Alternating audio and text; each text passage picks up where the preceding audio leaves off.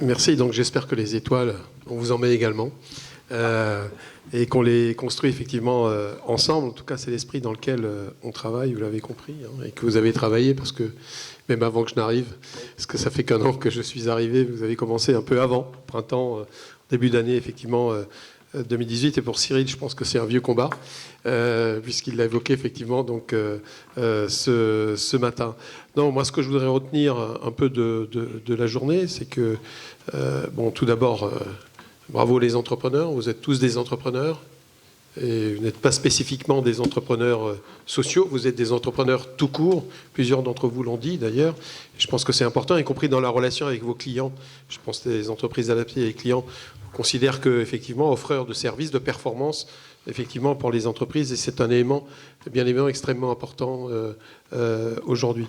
Ce que je voulais retenir également, c'est voilà, cette formidable possibilité pour le secteur adapté d'étendre son activité à des secteurs multiples, à sortir un peu des sentiers battus. Donc c'était déjà un peu le cas, mais je crois que les perspectives de développement, j'ai vu ici, hier soir à FPA, ce matin à l'APF et cet après-midi chez Safran d'ailleurs, en dehors, en marge du salon, bien évidemment, ici. Ce que je retiens, c'est qu'effectivement, rien n'est impossible en termes de développement d'activité. Je pense à l'industrie, je pense au secteur de la production agricole, de la transformation alimentaire. Bien évidemment, tous les services sont largement représentés dans les entreprises adaptées. Le secteur également du bâtiment. Donc on a là des possibilités effectivement multiples, et la diversité de vos activités est bien évidemment aussi un élément extrêmement important de développement. Cyril a beaucoup insisté sur le bonheur, la joie. On entendait beaucoup de termes, d'émotions des salariés, des entreprises, que ce soit effectivement les personnes en situation de handicap, mais aussi les collaborateurs, les collectifs de travail, avoir effectivement des personnes en situation de handicap ou dans la diversité, même c'est pas spécifique au handicap. Je remettais il y a 2 jours les trophées de la diversité avec Olivier Dussopt, le ministre de la fonction publique, aussi dans le secteur public, dans les établissements culturels, mais aussi dans des entreprises.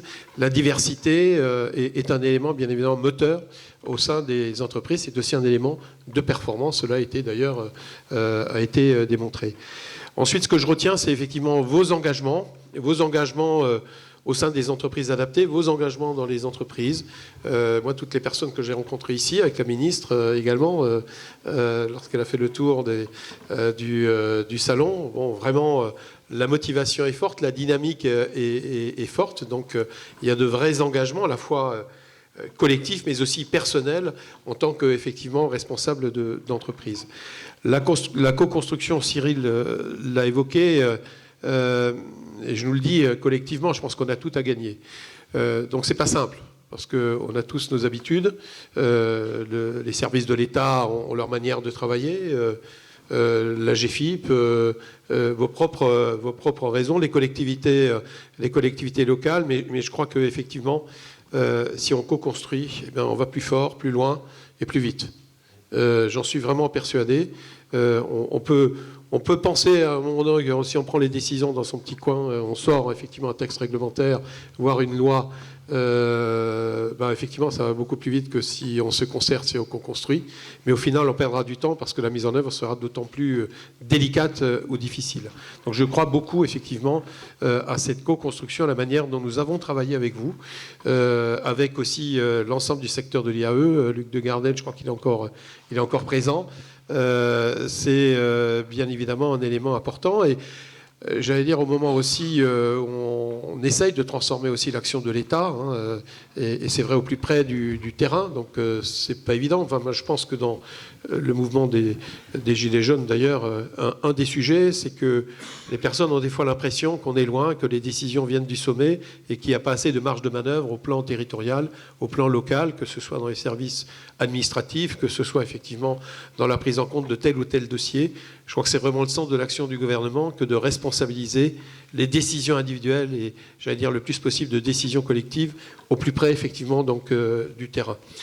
Voilà, alors je crois qu'il y a largement, j'ai rencontré tout à l'heure quelques responsables d'entreprises qui m'ont dit qu'ils avaient fait des affaires, en tout cas ils ont eu des bons contacts aujourd'hui, et pas forcément des entreprises des Pyrénées-Atlantiques où on est aujourd'hui, ni même des Landes, encore plus loin. Donc, merci effectivement aux entreprises présentes. Ce que je voulais vous dire aussi, c'est qu'il faut qu'on... La ministre en a parlé longuement ce matin, on a parlé des clubs que nous avons mis en place à l'initiative du président de la République, hein, on en a parlé. Donc, on a d'une part développé nos relations avec les grandes entreprises, les 120 grandes entreprises, le CAC 40, les SBF 120 un peu élargi, et puis le club aussi Faber, les 34 ou 35 entreprises du club Faber. Donc on les suit maintenant. Il y a Lila Safraoui qui est dans la salle, qui est la locale de l'étape d'ailleurs, parce que je crois qu'elle est originaire de Pau, qui, auprès de moi, donc, suit de près l'ensemble effectivement des grands groupes qui suivent effectivement nos actions. Et puis on a développé au plan territorial, dans 88 départements, la ministre l'a dit, et puis je pense qu'on sera au 100 dans quelques semaines, voilà, ces actions. Et je me disais, là c'est une proposition que je vous fais, c'est que dans le cadre effectivement de l'Inclusive Tour, on peut tout à fait opérer cette synergie entre nos clubs territoriaux, qui permettra d'élargir, y compris peut-être les cibles en termes d'entreprises présentes, et vous. Donc ça, il faut qu'on y réfléchisse, il faut qu'on travaille effectivement ensemble donc, là-dessus. Voilà. Alors ensuite, pour finir, je pense que l'ambition elle est très forte quand même. Hein. Paraît tout simple, là, 40 000 de plus, on a tous des pins. Je me souviens du pins d'1 million. On a mis quand même quelques temps à atteindre ce million de création d'emplois, même si on l'a atteint au bout de quelques temps. Donc, bien évidemment, ça ira beaucoup plus vite dans le secteur adapté, parce que vous êtes motivés à fond et tous engagés. Mais quand même, c'est une belle ambition. C'est une belle ambition qui, je crois... La petite chance qu'on a, finalement, par rapport à la situation il y a quelques années, c'est qu'on a un marché du travail quand même extrêmement tendu, hein, y compris ici à Pau, dans la vallée de l'Adour. On parlait hier de 500 ou 600, voire 1000 emplois non pourvus dans le secteur ne serait-ce que dans le secteur de l'industrie métallurgique. Donc, et puis c'est vrai aussi dans d'autres secteurs. Alors c'est vrai qu'ici le taux de chômage est relativement bas, mais ailleurs également on a des tensions extrêmement importantes. Donc je pense que voilà, on a besoin de tous les talents, on a besoin de toutes les compétences, et donc voilà, il faut vraiment mettre à profit cette synergie. On l'a bien vu hein, dans les entreprises qu'on a rencontrées. Le facteur, j'allais dire, besoin de compétences est un élément clé aussi de l'engagement, même s'il y a bien évidemment la démarche sociétale, la RSE, mais je pense qu'il y a beaucoup de motivation, notamment si on élargit un peu le cercle sur ces sujets effectivement de compétences auxquels on va bien répondre au travers effectivement de la réforme et notamment des CDD tremplins. J'allais dire aussi, et donc on a besoin de ces passerelles pour y répondre, on a besoin de ces passerelles, sinon on ne va pas y arriver. Donc vous êtes absolument essentiel dans le dispositif au niveau des entreprises adaptées. Et donc c'est un enjeu de transformation pour vous, fort, je pense qu'il ne faut pas le négliger. C'est, j'allais dire, un peu une transformation culturelle quand même pour beaucoup d'entre vous, pour beaucoup d'entreprises, entre effectivement du CDI permanent et un projet qui... Bon, alors bien sûr, il y a des marchés, il faut aller chercher en permanence, bien évidemment, mais quand même, y compris pour les personnes, parce que lorsqu'on rencontre des personnes dans une entreprise adaptée, toutes les personnes veulent rester. Enfin, je ne faut pas se voiler la face. Beaucoup. Enfin, je ne parle pas des nouveaux CDD, je parle là des personnes qui sont en CDI parce qu'elles se sentent bien, elles se sentent sécurisées, bien évidemment. Donc, il y a cette peur de retourner ou d'aller vers l'entreprise classique. Donc, tout ce que vous faites d'ailleurs en termes de stage, de mise à disposition, pour permettre effectivement d'aller vers l'entreprise qui se trouve peut-être à côté est absolument essentiel. Et donc il faut aussi, c'est des changements de modèle économique, le développement, il ne va pas de soi. On le sait, enfin, moi-même je vais développer certaines activités dans des associations et autres. Lorsqu'on se développe, lorsqu'on grandit, il y a des risques qu'il faut maîtriser. Il ne s'agit pas de fragiliser aussi des entreprises. Donc c'est ce que tu disais à l'instant d'ailleurs, Utopreneur, où les démarches d'appui, d'ingénierie effectivement aux structures qui se développent est absolument essentielle pour éviter des situations délicates. Je pense que voilà, il faut des fonds, il faut investir, il faut aussi avoir des projets qui s'inscrivent bien dans la durée et qui sont sécures.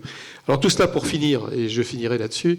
Bien évidemment, on est là pour vous accompagner, mais ça, sinon on ne serait pas là aujourd'hui. La ministre a annoncé 450 millions d'euros, c'est un effort, vous doutez bien, dans le contexte budgétaire actuel, le budget de l'État, et j'allais dire avec également les financements du côté de l'insertion par l'activité économique qui sont également extrêmement importants, 1 milliard. Vous voyez bien que dans l'évolution des politiques d'emploi que nous menons au ministère du Travail, elles sont toutes tournées aujourd'hui vers l'inclusion, vers une société inclusive, vers l'inclusion, vers des entreprises inclusives. Je pense que c'est vraiment essentiel. Bon, moi-même, j'ai eu dans la salle un certain nombre d'acteurs aussi des politiques de l'emploi par le passé, avec les contrats aidés, mais effectivement, des fois, sans perspective d'emploi au bout. Donc c'est vrai qu'on les a diminués, ça fait beaucoup débattre. Mais là, on a absolument besoin de développer ces passerelles, effectivement, vers l'emploi que vous représentez. Donc c'est un élément, effectivement, essentiel pour notre politique. Donc on est prêt à vous accompagner. Financièrement, c'est vrai, c'est le nombre de postes, c'est un certain nombre de choses, mais aussi par des actions et des financements innovants. Tu as évoqué le fonds de l'innovation, de la transformation, qui est quand même doté de quelques millions d'euros, 28 je crois, 28 millions d'euros. Alors j'ai compris qu'il y avait des demandes. On m'a soufflé un certain nombre de problématiques dans ce domaine-là, donc je suis heureux de vous annoncer, enfin pour ceux qui seraient concernés dans la salle, mais je ne doute pas que l'UNEA va répéter ce que je vais dire immédiatement derrière, nous allons effectivement... comment est-ce qu'on dit, anticiper finalement la possibilité de la rétroactivité de l'utilisation possible des fonds au début de cette année. Et je crois que c'était une demande pour beaucoup d'entreprises adaptées, et non pas d'octobre à décembre, hein, parce que sinon on n'aurait pas utilisé effectivement les fonds, d'une part, et c'était dommage, et d'autre part, on aurait plutôt pénalisé les entreprises qui se sont engagées en premier. Donc ouais. Voilà. Merci beaucoup. C'est très important parce que... Merci beaucoup de cette annonce, parce que beaucoup d'entreprises adaptées ont investi depuis le 1er janvier 2019 suite à la réforme. Et que toutes ces facturations, tous ces investissements, ces équipements, pour justement créer les conditions du changement d'échelle, elles n'étaient pas soutenues par le fonds de transformation. Et donc, on a obéré la confiance des entrepreneurs. Et pour oser, il faut de la confiance, Didier. Alors moi j'ai vu beaucoup de hochements de tête quand vous avez commencé la phrase, et surtout dans les premiers rangs.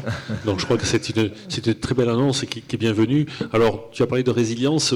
Dans le sport c'est très important de refuser la défaite. Parfois il faut aussi accepter le droit à l'erreur, et je crois qu'aujourd'hui dans vos entreprises, et dans les gens que vous voulez employer, il y a parfois des moments qui sont plus difficiles. Voilà, et l'erreur peut arriver. Mais je sais que pour avoir visité ne serait-ce que FMS sur sa journée de marraine, quand tu as parlé de sourire, et je crois que quand on redonne de la dignité aux gens, et je pense que l'erreur elle peut être possible, et on peut aussi apprendre à la surmonter, à être meilleur. Voilà ce que je voulais témoigner. Et puis peut-être juste pour terminer, le dernier élément qui n'est pas encore totalement opérationnel, je parle devant M. Sartier, le directeur général de l'AGFIP, c'est la convention que nous avons prévue avec vous et donc les différents réseaux en matière de formation, donc des salariés en CDD tremplin. Donc nous avons bloqué 50 millions d'euros au titre du plan d'investissement dans les compétences pour les 3 années qui viennent.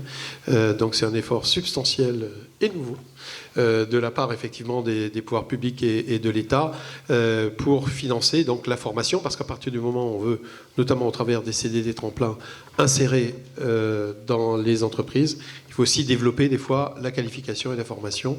Et on a décidé de le faire avec vous, avec la GFIP.